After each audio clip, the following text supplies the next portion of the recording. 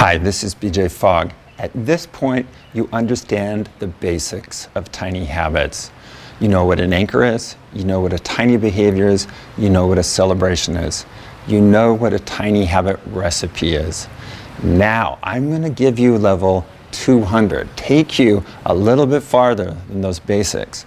And let's talk about recipe formation. You know, how do you connect the anchor to the tiny behavior? And there's really two ways to do it. Most people start with a big behavior like flossing or exercise more, and they scale it back to something tiny.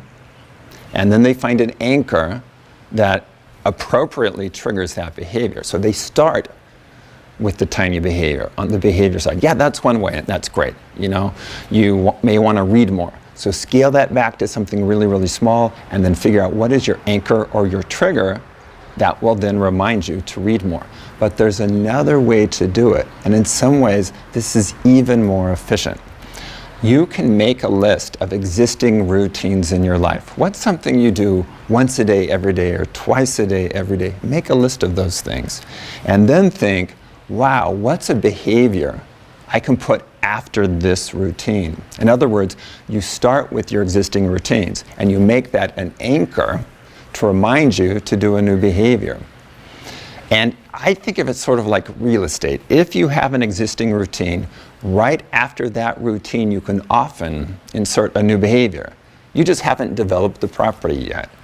And if it's a very reliable routine, especially if you do it once or twice a day, especially if you do it in the morning, that's a very valuable opportunity. You can use that routine to trigger a new habit pretty quickly. So then you have to think, well, what's a behavior, a tiny behavior that would logically follow something I'm already doing? In review, I want to talk about two directions, two different approaches to creating recipes. One is to start with the tiny behavior, find an appropriate anchor. That's the way most people think about it. But an unusual way, and maybe even more effective, is to start with the anchor, an existing routine, and figure out what is a new behavior I want in my life that can sequence naturally after that.